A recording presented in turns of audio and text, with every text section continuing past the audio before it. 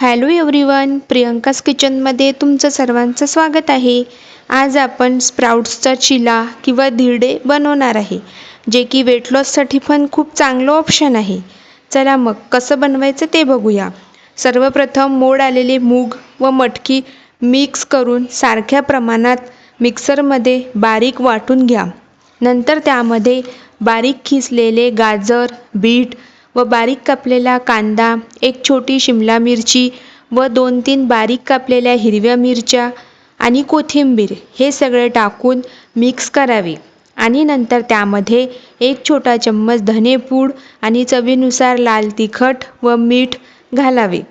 नंतर त्यामध्ये बाइंडिंगसाठी 4 ते 5 छोटे चम्मच बेसन घालून ते व्यवस्थित मिक्स करावे.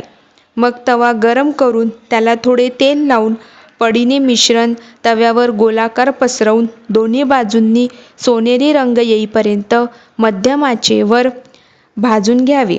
अशा प्रकारे मस्त तयार आहे गरमागरम स्प्राउट्स चिला.